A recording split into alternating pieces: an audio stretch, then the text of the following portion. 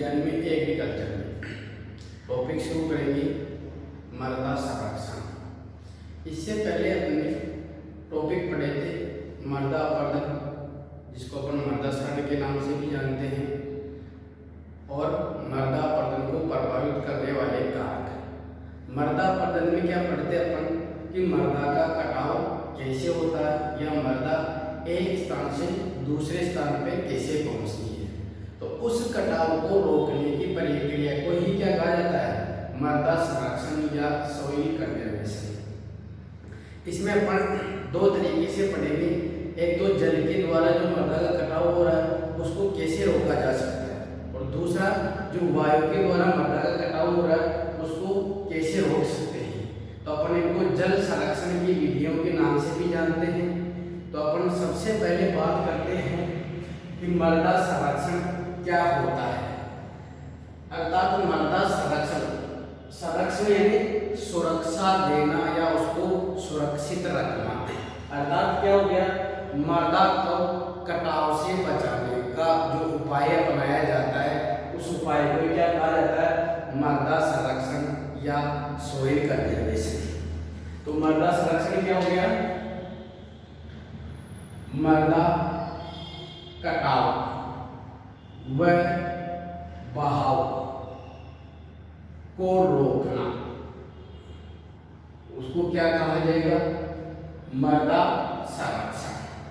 अब मृदा संरक्षण की जो विधियां हैं वो दो प्रकार की है। एक तो है अपने, जैसे पहले बात करेंगे अपन जल क्षरण रोकने के उपाय।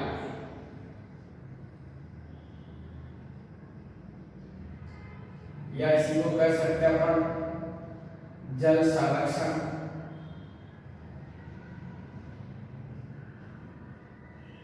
जल क्षरण को रोकने के दो उपाय है अपने। पहला तो है जैविक उपाय,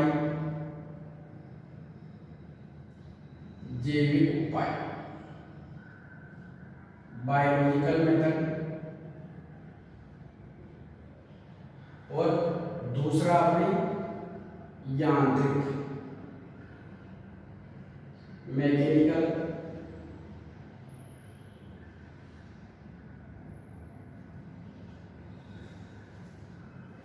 जो जैविक उपाय है ये जैविक उपाय भी तीन प्रकार के हैं। जैसे अपन बात करें, जैविक उपाय डिवाइड किए गए हैं। सस्य उपाय भी, दूसरा घास संबंधी उपाय भी, और तीसरा है वृक्षारोपण। ये तीन उपाय है। इनमें सबसे पहला है अपने सस्य उपाय। सस्य उपाय में भी पहला आता अपनी समोच्च खेती,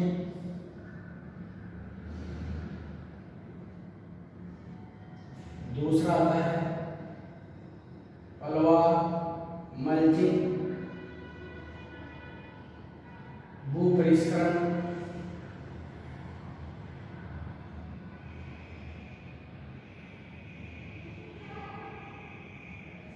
फसल चक्कर,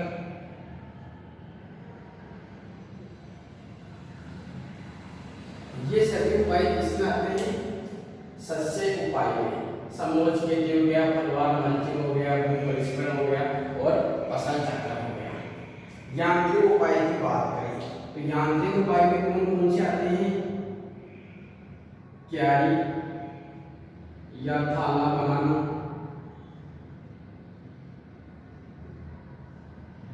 दूसरा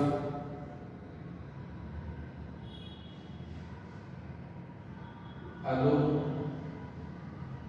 भूमि की जुताई,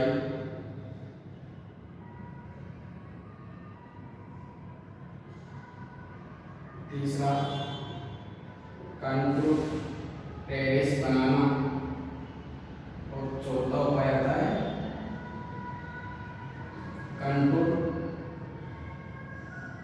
खाइयां बनाना। ये अपना बेसिक टॉपिक है कि मृदा संरक्षण क्या होता है और उसको कम करने के उपाय कौन कौन से हैं। सबसे पहले हम बात करेंगे जो जैविक उपाय है कि जैविक उपाय में कौन कौन से उपाय पढ़ेंगे। अपन 3 उपाय पढ़ेंगे, सस्य उपाय, घास संबंधी उपाय और वृक्षारोपण संबंधी उपाय। इस टॉपिक में से पिछली बार भी अपने जेट में क्वेश्चन पूछा था, सिंपल सा क्वेश्चन था कि निम्न में से कौन से उपाय सस्य संबंधी उपाय नहीं है मृदा संरक्षण के, अर्थात मृदा संरक्षण के निम्न में से ऐसा कौन सा उपाय है जो सस्य संबंधी एग्रोनॉमिकल से रिलेटेड नहीं है। तो उनमें से ऑप्शन क्या है, 3 ऑप्शन ये इनमें से थे और एक ऑप्शन यांत्रिक उपाय में से।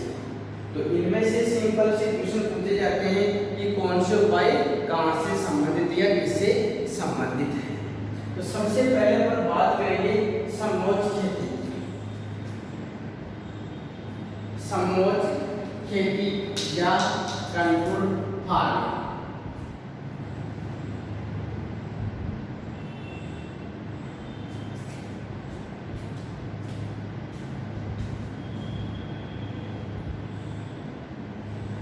समोच्च खेती या कंट्रोल फार्मिंग क्या होती है,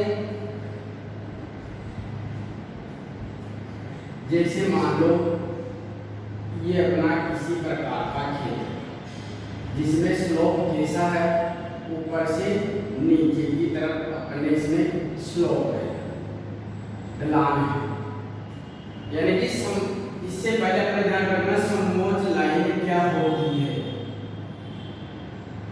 समोच्च रेखा। समोच्च रेखा तो क्या होती है, समान ऊंचाई पर, समान ऊंचाई पर बनाई गई रेखा या लाइन को क्या कहते हैं, कंट्रोल लाइन या समोच्च रेखा। जैसे अपन ने इस ऊंचाई पे क्या कर दी, एक लाइन बना दी, फिर इस ऊंचाई पे एक लाइन बना दी, इस ऊंचाई पर एक लाइन बना दी, इस ऊंचाई पर एक लाइन बना दी। तो इन लाइनों को क्या कहा जाता है, समोच्च रेखा। ये सभी लाइन क्या कहलाएंगी, समोच्च लाइन, कंट्रोल लाइन कहलाएगी। और जब अपन इन लाइनों के समानांतर या इन लाइनों के ऊपर कृषि कार्य करते हैं, फसलों को उगाया जाता है, तो इस प्रकार की खेती को क्या कहते हैं, समोच्च खेती या कंट्रोल फार्मिंग। हो गया ये क्लियर। समोच्च रेखा तो क्या है, ढलान के विपरीत समान ऊंचाई पर जो रेखा बनाई जाती है, लाइन खींची जाती है, उस लाइन को क्या कहा जाता है, समोच्च रेखा या कंट्रोल लाइन। और जब इस कंट्रोल लाइन के ऊपर फसलों को उगाया जाता है या कृषि कार्य किया जाता है, तब उसको क्या कहा जाता है, समोच्च खेती या कृषि कंट्रोल फार्मिंग। अब इसका अपने मृदा संरक्षण से क्या संबंध है, पानी का बहाव कैसा है, पानी का बहाव, पानी कैसे बहता, ऊपर से नीचे की तरफ बहेगा, क्योंकि ढलान कैसा, ऊपर से नीचे की तरफ है। जैसे सबसे पहले पानी कहाँ आएगा, इस लाइन के ऊपर आएगा और यहाँ पे फसलें हैं, उनसे क्या होगा, टकराएगा। जब यहाँ पे पानी की अधिकता हो जाएगी तब पानी फिर आगे बढ़ेगा, फिर वापस फसलों से टकराएगा, फिर आगे बढ़ेगा, फिर फसलों से टकराएगा। अर्थात फसलें क्या कर रही है, इसमें बीच में उसके जो बहने की गति है या जो बहाव है उसमें अवरोध उत्पन्न कर रही है, उसमें बाधा पहुंचा रही है, जिसके कारण क्या होती है, पानी के बहने की जो गति है, स्पीड है, वो स्लो हो जाती है, जिसके कारण क्या होता है, अंदर जो भूमि है उसमें पानी का अवशोषण अधिक होता है और अपने मृदा का कटाव नहीं हो पाता है या बहुत कम हो पाता है। तो ये है अपने समोच्च खेती। इसका अधिकतर उपयोग कहाँ किया जाता है? जो पहाड़ी इलाके होते हैं वहाँ पे इसका अधिक उपयोग किया जाता है। इसके बाद में आता है दूसरा आता है फलवार। इसी प्रक्रिया को क्या कहा जाता है? मल्चिंग।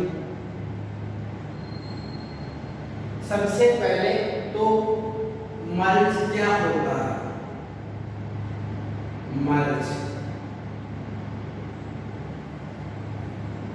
मल्च क्या होता है? ऐसे कोई भी अपने पादप अवशेष या कार्बनिक पदार्थ भी हो सकता है, कार्बनिक पदार्थ भी हो सकता है, जिसको अपन क्या कर रहे हैं? धरातल को या भूमि को ढकने के लिए, कवर करने के लिए उपयोग में लेते हैं। उन पदार्थों को क्या कहा जाता है? मल्च। और इस प्रक्रिया को क्या कहा जाएगा? मल्चिंग या फलवार पद्धति। जैसे मल्च में क्या हो सकते हैं?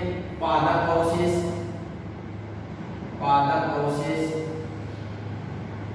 मृदा या फसल कटाई के बाद के अवशेष। यहाँ बात कर रहे हैं भूसा या पत्तियां, इसमें आता है प्लास्टिक, पॉलीथीन,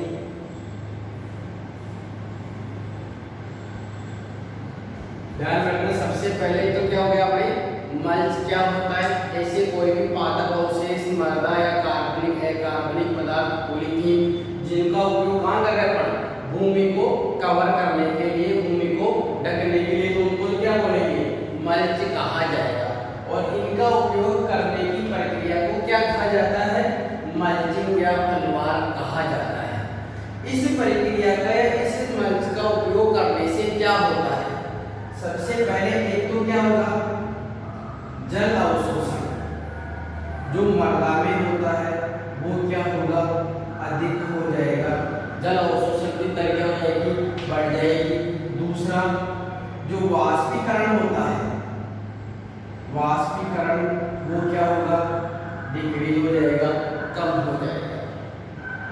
जैसे मान लो कोई भी अपना खेत है, उसमें अपन जैसे मान लो सरसों है या गेहूं है, अपने मूंग है, उड़द है, उनका जो भूसा रहता है, अपने जो दाने होते हैं उनको अलग करने के बाद में जो अवशेष रह जाता है, उस अवशेष को भूसा स्टोर बोल रहे हैं। तो उसको अपन जब खेत में बिछा देते हैं, तब क्या करता हो? दो क्रियाएं करेगा।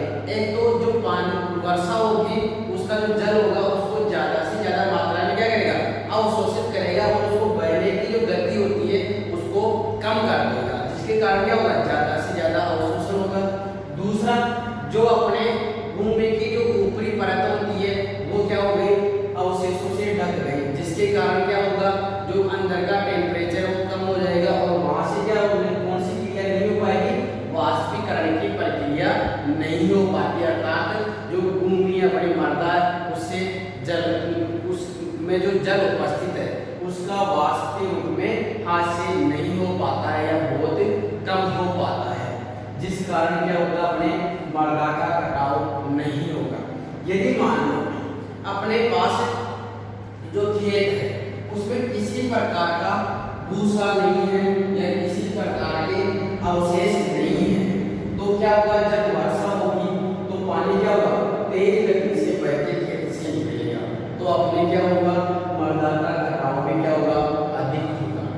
जब इसमें अवशेष होंगे या अपने मल्च होगा तो क्या होगा? इसमें पानी की जो बहने की गति है वो कम हो जाती है, जिसके कारण क्या होगा? मृदा का कटाव नहीं हो पाता। अपने कुछ ऐसी फसलें भी हैं जो क्या होती है? मल्च का काम करती है, जिनको कौन सी क्रॉप कहा जाता है? मल्च क्रॉप कहा जाता है। यानी ऐसी फसलें जो क्या करती है? धरातल को ज्यादा से ज्यादा कवर करती है, उनको क्या कहा जाता है? मल्च कहा जाता है। ये अपना दूसरा जो मेथड है मल्चिंग या फलवार वो कंप्लीट है। इसमें यदि बात की जाए कि मल्च कई प्रकार की होती है, जैसे straw mulch, stable mulch, soil mulch, polythene mulch. Straw mulch जब अपन किसका उपयोग करते हैं, भूसे का।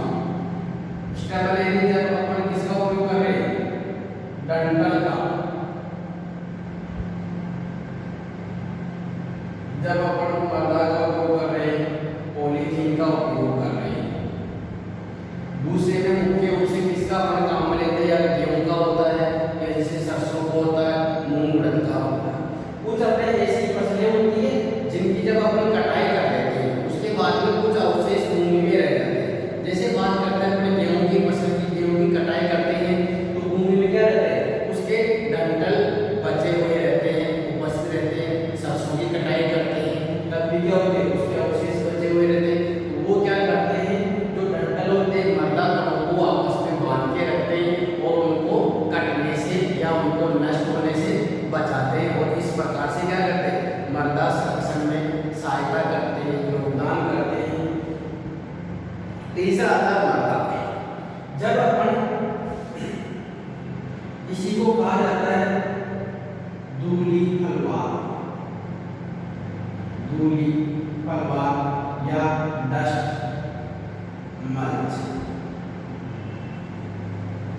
डस्ट मल्च या धूली फलवार क्या होती है कि जब जैसे ये अपना फील्ड है,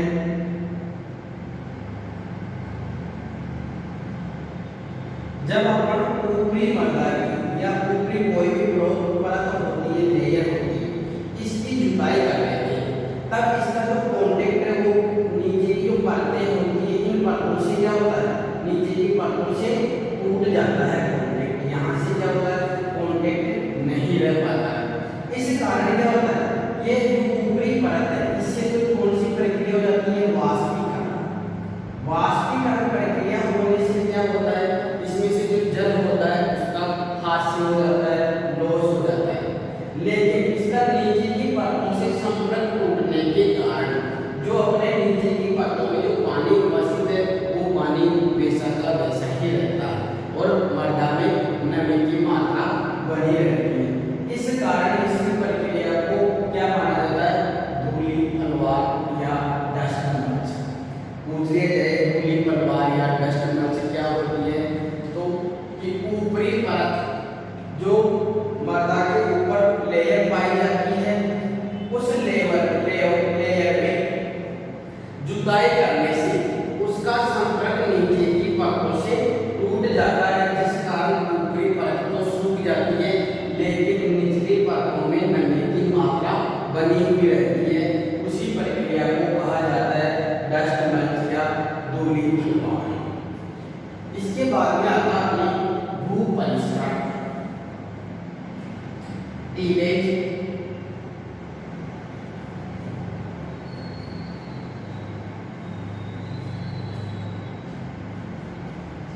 नेक्स्ट आता है टीलेज या भू परिष्करण।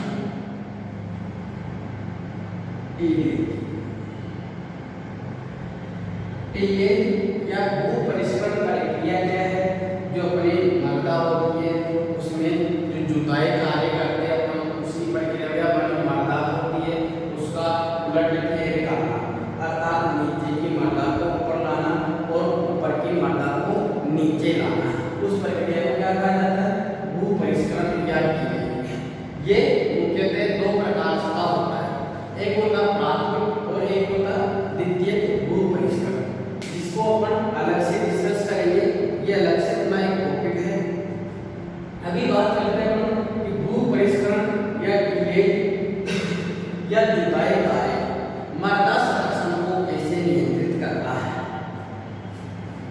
जब अपन जुताई का कार्य करते हैं तब क्या होता है, जो पानी का अवशोषण होता है वो क्या होता है, अधिक हो जाता है, जिसके कारण क्या होता है, मृदा में अधिक से अधिक समय तक क्या होती है, नमी बनी रहती है और वो क्या होता है, मृदा संरक्षण में सहायता प्रदान करता है।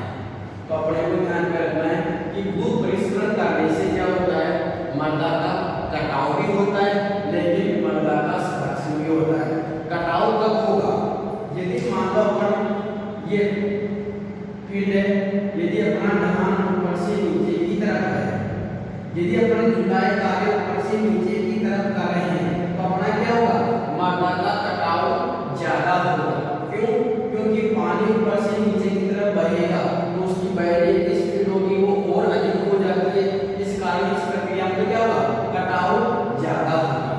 लेकिन यदि अपन यही जुताई कार्य इस ढलान के विपरीत करते हैं तो क्या होगा, पानी के बहने की गति क्या हो जाती है, स्लो हो जाती है, धीमी हो जाती है, जिसके कारण क्या होता है, भूमि में पानी का अवशोषण ज्यादा हो जाता है और मृदा का कटाव नहीं हो पाता है या बहुत कम हो पाता है। ये है अपने तीसरी प्रक्रिया। इसके बाद में नेक्स्ट प्रक्रिया आती है अपने फसल चक्र, क्रॉप रोटेशन। क्रॉप रोटेशन सबसे पहले फसल चक्र होता क्या है? फसल यानी आप जानते हो फसलें, चक्र यानी कि किसी का साइकिल चलना या एक प्रक्रिया से वापस वहीं पे पहुंचना। तो फसल चक्र या क्रॉप रोटेशन होता क्या है, किसी भी निश्चित भूभाग में अर्थात कोई एक फिक्स एरिया है, फील्ड है, वहां पर एक निश्चित समय के, ध्यान रखना, एक निश्चित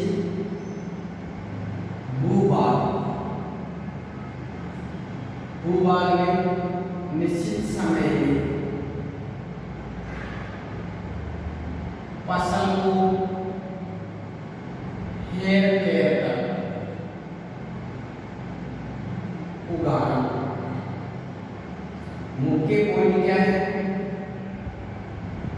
जिससे क्या हो, उर्वरता नष्ट नहीं हो, उस प्रक्रिया को क्या कहा जाता है, फसल चक्र, क्रॉप रोटेशन।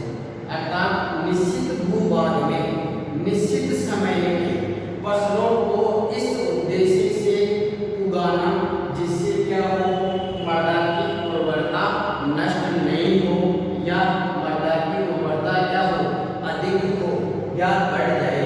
तो उस प्रक्रिया को क्या कहा जाता है, फसल चक्र या क्रॉप रोटेशन कहा जाता है। फसल चक्र मृदा संरक्षण में कैसे सहायता करता है या कैसे इसको नियंत्रित करता है, जब अपन फसल चक्र में दलहनी फसलें इंक्लूड करते हैं, दलहनी फसलें या घासें इंक्लूड करते हैं। दलहनी फसल की विशेषता क्या होती है कि ये अधिक से अधिक फैलाव करती है, कि जो धरातल होता है उसमें ज्यादा फैलाव करती है, जिसके कारण क्या करती है, मृदा की जो सतह होती है, भूमि की सतह होती है, उसको क्या करती है, अधिक से अधिक कवर कर देती है। जब पानी जब वर्षा होगी तो बूंदें क्या होगी, सीधी मृदा तनों से नहीं टकराएगी, पहले किससे टकराएगी, फसलों से टकराएगी। फसलों से टकराने से क्या होता है, उसकी जो गति होती है वो कम हो जाती है। इसके अलावा जो इनकी जड़ें होंगी वो क्या करेगी, मृदा तनों को बांध के रखती है और जो कण होते हैं उनको कटने से बचाती है। यही काम है घास का। इसलिए फसल चक्र अर्थात अलग अलग प्रकार की फसलें होती हैं तो मृदा का कटाव क्या होता है, कम हो जाता है। यदि मान लो अपन एक ही प्रकार की फसल हो रही है, उदाहरण के लिए मक्का, अपना जो भी निश्चित भूभाग है इसमें यदि मान लो अपन मक्का की फसल उगा रहे हैं, ये अपन ने इसमें मक्का की फसल उगाई, जो क्या होती है, सीधी वृद्धि करने वाली होती है। क्योंकि साइज जो फैलाव होता है वो कम होता है, तो यहाँ पे क्या होगा, गैप अधिक रहेगा। यदि अपन मानो मूंग उड़द की फसल बोते, दलहनी फसल बोते, इनके बीच में क्या होता है, गैप कम पाया जाता है क्योंकि ये अधिक फैलती है। इस कारण यहाँ पे जो गैप होगा वो बहुत कम होगा। खाली जगह कम होने पर क्या होगा, मृदा का कटाव भी कम होगा। जो पानी ऊपर से बह के आएगा या अपने खेत में पानी बहता है उसकी गति क्या होती है, स्लो हो जाती है। इस कारण मृदा का कटाव नहीं हो पाता है। ये तो अपने उपाय हो गए शस्य सामग्री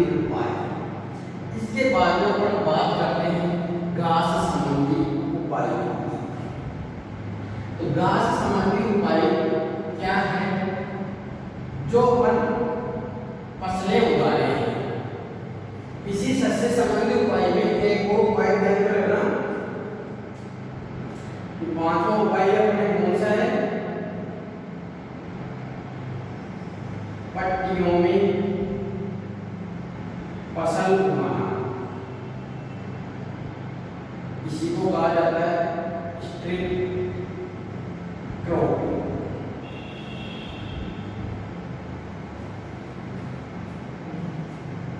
ये क्या होता है स्ट्रिप क्रॉपिंग? जैसे ये खेत है, इस खेत में अपन लंबी लंबी पट्टियों में फसलों को उगाते हैं। जैसे ये एक पट्टी ये हो गई, दूसरी पट्टी ये हो गई फसलों की, तीसरी पट्टी ये हो गई फसलों की, और चौथी पट्टी ये हो गई फसलों की। तो जब इन फसलों को लंबी लंबी पट्टियों में स्ट्रिप में उगाया जाता है तो उस प्रकार की खेती को क्या कहते हैं? Strip cropping. अब इसका फायदा क्या है? ये किस प्रकार से मृदा संरक्षण को नियंत्रित करती है, मदद करती है। जैसे अपन यदि दूसरा खेत ये है अपने, जिसमें क्या हो रहा है, अपने ये लाइनों में या कतारों में पौधे लगे हुए हैं, दूसरी लाइन ये है, तीसरी लाइन ये है, एक तो इस प्रकार से पौधे लगे हुए हैं और दूसरा अपने इस प्रकार से पट्टियों में पौधे लगे हुए हैं। तो इस खेत में या इस प्रक्रिया में जो पानी का बहाव होगा वो क्या होगा? कम होगा, क्योंकि इसमें जो खाली जगह है खेत में वो बहुत कम मात्रा में है, जबकि इसमें जो गैप है, खाली जगह है, वो क्या है? ज्यादा है, अधिक है। इस कारण क्या होगा? इसमें पानी का बहाव तेज होगा और पानी का बहाव जितना अधिक होगा उतना क्या होगा? मृदा का कटाव भी अधिक होगा। जबकि पट्टियों में फसल को बोने से क्या होता है? पानी के बहने की जो गति है वो स्लो हो जाती है। इस कारण क्या होगा? उसमें मृदा का कटाव बहुत कम हो पाता है। तो ये अपने सस्य संबंधी उपाय में 5 में विधि है स्ट्रिप क्रॉपिंग या पट्टियों में फसलों को उगाना।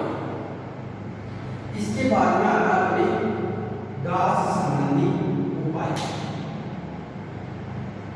इसमें सबसे जो इम्पोर्टेंट क्वेश्चन कौन सा था? जो पट्टियों में फसल उगाते हैं इसमें फसलें कौन सी होती है? जो भू शरण अवरोधी। यहाँ ध्यान रखना कि फसलें 2 प्रकार की होती है, एक तो भूशरण को बढ़ावा देने वाली और एक होती है भूशरण को कम करने वाली। तो जो पट्टियों में फसलें उगाते हैं वो कौन से उगाते हैं? भूशरण अवरोधी फसलें, अर्थात ऐसी फसलें जिनमें प्लांट से प्लांट की दूरी अधिक पाई जाती है, वो तो क्या होती है? मृदा क्षरण को बढ़ाती है या मृदा कटाव को क्या करती है? बढ़ाती है। और ऐसी फसलें जिनमें पादप से पादप के बीच की दूरी कम पाई जाती है, अर्थात जो घनी उगती है या नजदीक उगती है, उनमें क्या होता है? वो भूशरण को कम करती है। इस कारण को क्या कहा जाता है? भूशरण अवरोधी फसलें कहा जाता है। जैसे उदाहरण की बात करें, मूंग है, उड़द है, चना, मोठ, मसूर, मटर आदि बहुत सारी फसलें हैं जो क्या होती है? मृदा क्षरण को कम करती है। इनमें से भी आप यदि मानना चाहो तो जो दलहनी फसलें हैं वो अधिकांश ऐसी होती है भूशरण अवरोधी होती है। क्यों? क्योंकि इनमें जो पादप से पादप के बीच की जो दूरी होती है वो बहुत कम होती है। इस कारण क्या होता है? ये जो संपूर्ण अपना खेत होता है उसको कवर कर लेती है और कवर करने के कारण क्या होता है? पानी का जो बहाव होता है वो स्लो हो जाता है और स्लो होने के कारण क्या होता है? कटाव नहीं हो पाता। जबकि कुछ ऐसी फसलें हैं जैसे मक्का, बाजरा, कपास, ये जो फसलें होती हैं इनमें क्या होता है? एक तो सीधी बढ़ती है, इस कारण शायद और इनका फैलाव नहीं हो पाता है और इनकी पादप से पादप के बीच की दूरी है वो अधिक होती है। अधिक होने के कारण क्या होता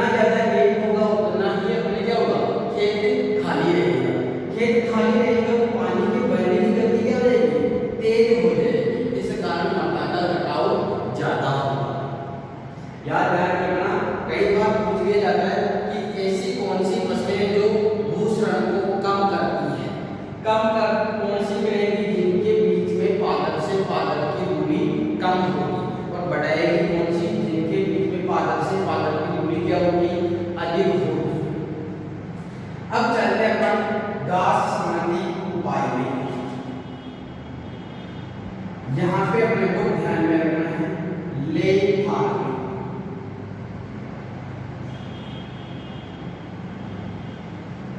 ले फार्मिंग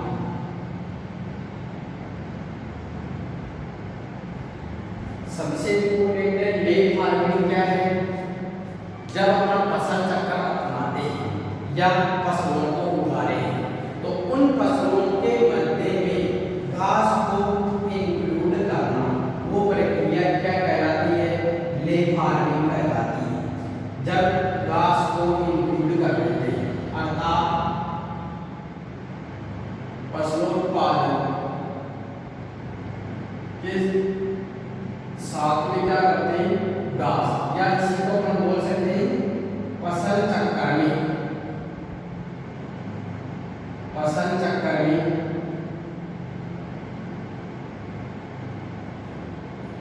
फसल के साथ घास को सम्मिलित करना, वो प्रक्रिया क्या कहलाती है? Ley farming. इसका उपयोग है क्या? जैसे यदि अपन बात करना चाहें कि ये किस प्रकार से अपने मृदा संरक्षण में मदद करेगी,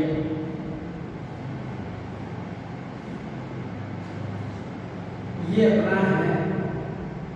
फिर यदि अपन जैसे इस कतार में अपन फसलें उगा दी, अपन यहाँ फसलें हुई है, फिर यहाँ पे अपन ने फसलें उगा दी, फिर यहाँ पर एक कतार और फसल की उगा दी, फिर यहाँ पे अपन ने एक कतार और फसल की उगा दी। यदि अपन इस प्रक्रिया से कृषि कार्य करेंगे तो यहाँ पे क्या होगा?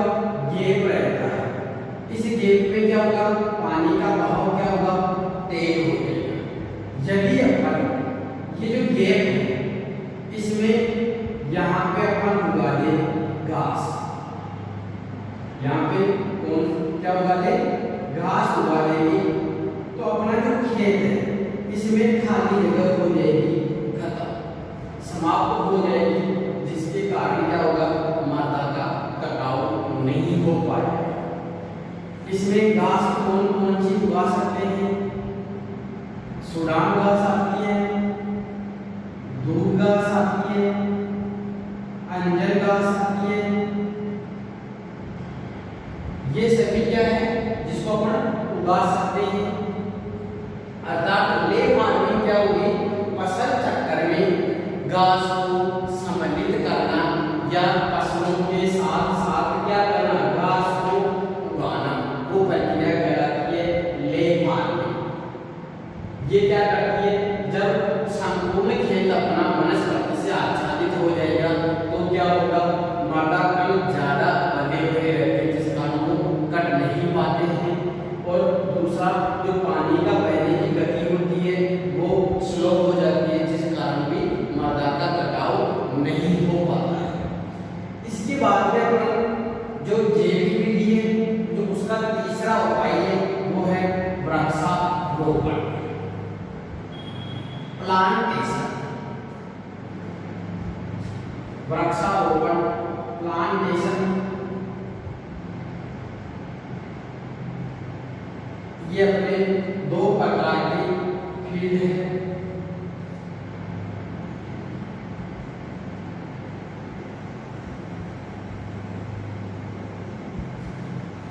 एक तो ऐसा फील्ड अपने जिसमें क्या है? किसी प्रकार की वनस्पति नहीं है। यदि मान लो अपने पानी आ रहा है तो पानी क्या होगा? तेज गति से बहेगा, कोई रुकावट नहीं, इसमें किसी प्रकार की बाधा नहीं है, तो क्या होगा? पानी तेज गति से बहेगा तो क्या होगा? मृदा का कटाव अधिक मात्रा में होगा। यदि अपन वृक्षारोपण का कार्य करते हैं, वृक्ष लगाते हैं, तो यहाँ पे दो चीजें ध्यान में रखना। एक तो जो इनकी जड़ें हैं ये क्या करेगी? मृदा कण को क्या करती है?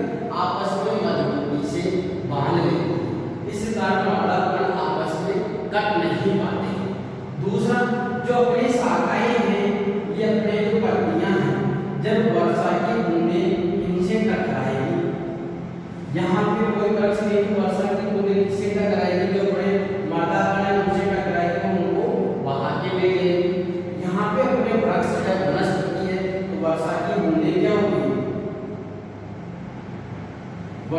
बूंदे पहले पत्तियों से शाखाओं से टकराएगी, फिर धीरे धीरे होते हुए कहाँ पहुंचेगी, मर्दागण के पास पहुंचेगी। और मर्दागण पहले क्या हो गए, मजबूती से आपस में चिपके हुए हैं, तो क्या होगा, मर्दा का कटाव बहुत कम मात्रा में होगा।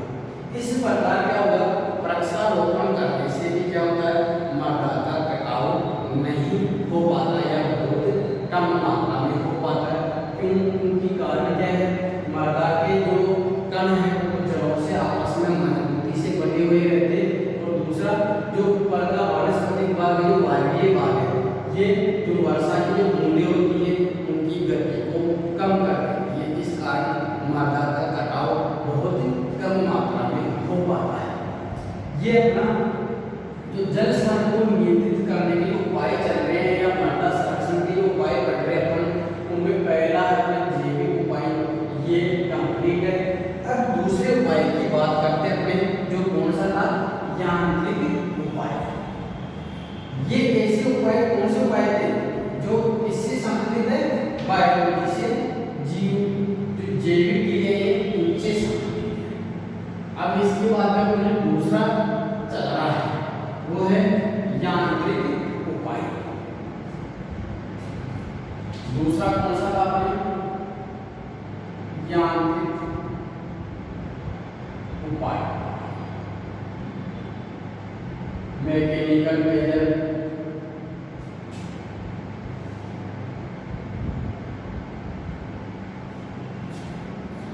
इसमें पहला कौन सा, फर्स्ट है इसमें क्यारी या थाला बनाना। दूसरा है अधो मर्दा या भूमि की जुताई। तीसरा मेथड है इसमें कंट्रोल टेरेस या चबूतरा बनाना। चौथा उपाय है कंट्रोल कायम बनाना। पहले मेथड की बात करते हैं अपन, क्यारी या थाला बनाना। इस प्रक्रिया में आपको पता है क्यारी या थाला बनाना, इसमें क्या करेंगे, क्यारी बनाएंगे या थाला बनाएंगे। क्यारी तो क्या होती है, जब अपन लंबाई में बना रहे हैं उसको तो क्या बोल रहे हैं, क्यारी। और जब अपन गोल गोल प्रकार से बना रहे हैं तो वो क्या हो गए, थाले या बेसिन हो गए। सबसे पहले ध्यान रखना, एक उपकरण आता है लेसिंग मिस्टर, लेसिंग। इस उपकरण की सहायता से अपना जो खेत जिसका स्लोप कैसा है, ऊपर से नीचे की तरफ है ढलान, इस खेत में जो लेसिंग मिस्टर उपकरण आता है इसकी सहायता से अपन एक समान ऊंचाई पर क्या बना लेंगे, क्यारियां बना लेंगे। या इसमें क्या करेंगे, यहाँ पे थालों का निर्माण कर लेते हैं। इन थालों का या क्यारियों का निर्माण करने के बाद या तो यहाँ पे क्या करेंगे, अपन फसल उगाएंगे, यहाँ पर भी क्या करेंगे, फसल उगाएंगे। थालों में जो बड़े वृक्ष होंगे उनको लगाएंगे। तो इसमें क्या होगा, जब ऊपर से पानी नीचे बहता हुआ आएगा तो पहले क्या होगा, फर्स्ट क्यारी में बहेगा। जब ये क्यारी कंप्लीट हो जाएगी तब पानी क्या होगा, दूसरी क्यारी में आएगा, फिर तीसरी क्यारी में आएगा। ऐसे क्या होगा, इस यानी कि धीरे धीरे रुकता हुआ जब आगे बढ़ता है तो क्या हो जाएगी, उसकी गति क्या हो गई, कम हो गई। गति कम होने के कारण क्या हो गया, मर्दा में पानी का अवशोषण भी क्या हो गया, अधिक हो गया, और मर्दा का कटाव भी क्या हो गया, कम हो गया। यदि मानव प्राणी इस प्रकार की प्रक्रिया नहीं करते, सीधा अपना ये खेत है, खाली खेत है, इसी प्रकार के अपने कुछ भी उपाय नहीं बनाए तो पानी क्या होगा, ऊपर से आएगा नीचे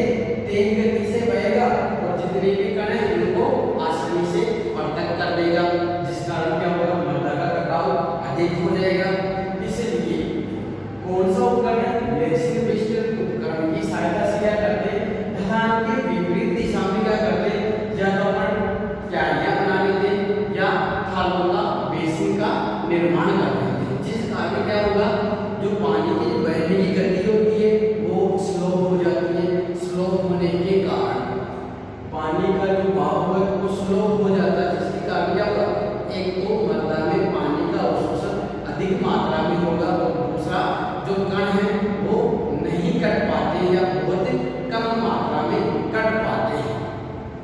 ये है अपनी पहली विधि, क्यारी या भाला बनाना। दूसरा आता है अधोमर्दा या अधोभूमि, जिसको क्या बोल रहे हैं अपन, सब सुई।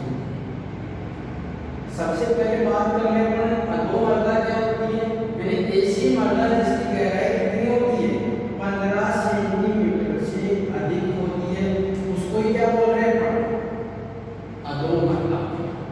यानी ऐसी मर्दा जिसकी गहराई कितनी है, 15 सेंटीमीटर से अधिक गहराई होती है, उस मर्दा को क्या कहा जाता है, अधोमर्दा। और जिसकी गहराई 0 से 15 सेंटीमीटर के बीच में होती है, उसको क्या कहा जाता है, पहले के पन्ने पढ़ा है, पृष्ठीय मर्दा को कहा जाता है सरफेस सॉइल। तो जो ये अधोमर्दा होती है, जैसे ये अपने ये 15 सेंटीमीटर तक तो क्या होगी, अपने अधोमर्दा होगी, सॉरी पृष्ठीय मर्दा होगी। इसके नीचे की जो भी मर्दा होगी उसको क्या कहेंगे, सब सॉइल।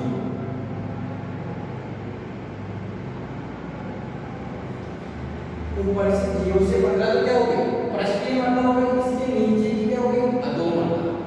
एक उपकरण आता है सब सॉइलर।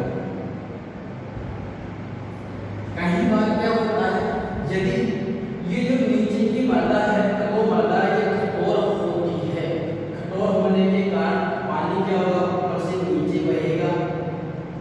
यदि कठोर है तो पानी का क्या होगा, अवशोषण नहीं हो पाता है। अवशोषण नहीं हो पाने के कारण क्या होगा, पानी बह के और आसानी से क्या होगा, खेत से बाहर निकल जाएगा। यदि अपन इस उपकरण की सहायता से, सब सॉइलर उपकरण की सहायता से, जो यहाँ पे कठोर परतों का जमाव है उसको तोड़ देते हैं, तोड़ देने का क्या होगा, पानी का जो अवशोषण है वो अधिक मात्रा में हो पाएगा। अधिक मात्रा में होगा तो पानी क्या होगा, बह के बाहर नहीं निकलेगा। वो नहीं निकलेगा तो क्या होगा, मर्दा का कटाव नहीं हो पाएगा या बहुत कम मात्रा में होगा। तो अपना प्रक्रिया कौन सी है कि जो अधोमर्दा होती है वो उसमें क्या होती है, कई बार कठोर परतों का जमाव हो जाता है, जिसको अपन क्या करते हैं, सब सॉइलर उपकरण की सहायता से तोड़ देते हैं। जब इस कठोर परतों को तोड़ देते हैं तो पानी का अवशोषण क्या होता है, अधिक मात्रा में होता है। और जब अपन इसको नहीं तोड़ पाते हैं तो क्या होता है, पानी का अवशोषण नहीं हो पाता और पानी क्या होता है, बह के खेत से बाहर निकल जाता है और कणों को भी क्या करता है, अपने साथ बाहर के ले जाता है। यदि अपन कठोर परत को तोड़ देते हैं तो क्या होगा, पानी का अवशोषण अधिक मात्रा में होगा और अधिक मात्रा में अवशोषण होगा तो क्या होगा, अपना मर्दा संरक्षण कंप्लीट हो जाएगा। उपकरण ध्यान में रखना कौन सा, सब सॉइलर। अधोमर्दा की गहराई कितनी होती है, 0 से 15 सेंटीमीटर से अधिक। 0 से 15 सेंटीमीटर की जो गहराई वाली मर्दा होती है वो कौन सी होती है, पृष्ठीय मर्दा।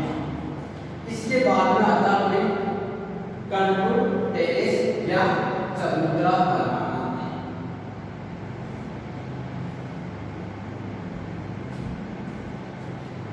कंटूर टेरेस या चबूतरा क्या होता है, जैसे मानो एक तो अपना जो फील्ड है वो है इस प्रकार, अर्थात ढलान क्या है, ऊपर से नीचे की तरफ इस प्रकार का ढलान।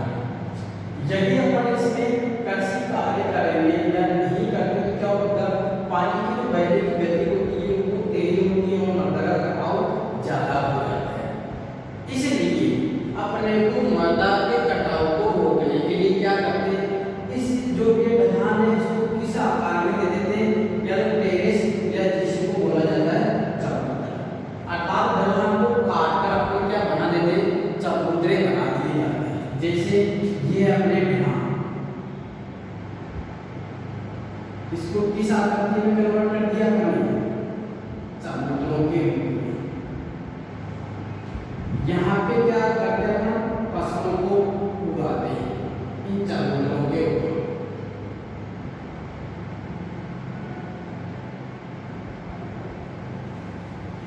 एक तो इस प्रकार का अपना फील्ड है और एक है इस प्रकार का है।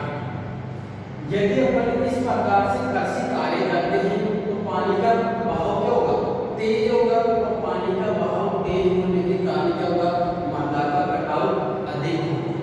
यदि अपन इस जो ढलान है इसको किसमें कन्वर्ट कर दिया, टेरेस में या चबूतरों में, इसको क्या बोला जाएगा, टेरेस या चबूतरे।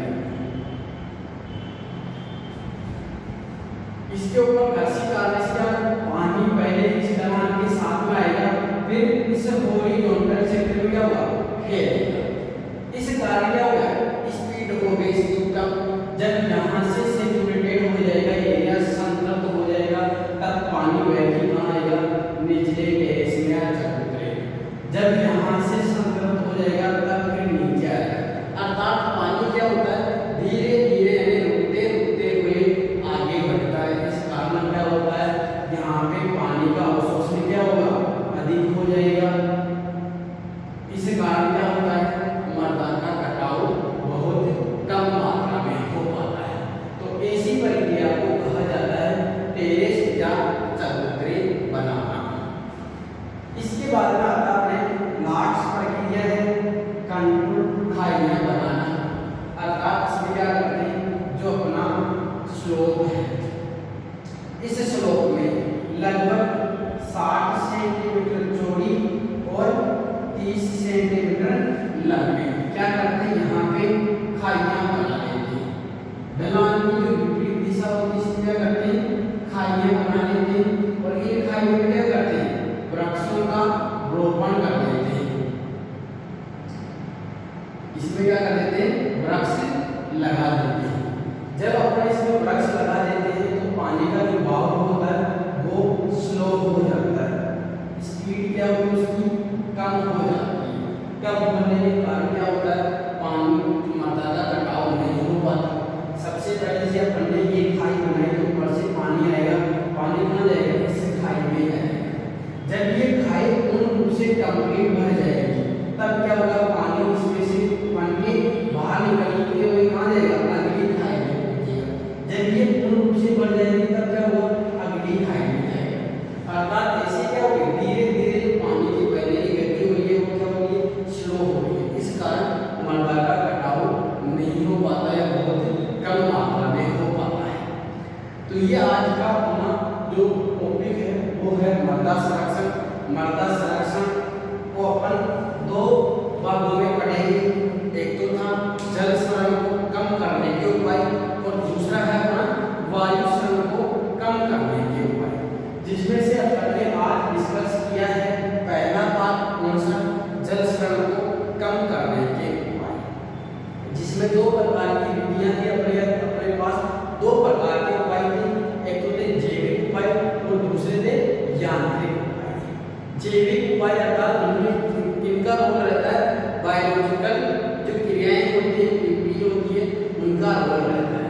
और मैकेनिकल में क्या करता है, जो कुछ उपकरण होते हैं अपने पास, उन उपकरणों की सहायता से अपन क्या करते हैं, मृदा क्षरण को रोकने चाहते हैं या रोका जाता है, उनको तो कहा जाता है यांत्रिक उपाय।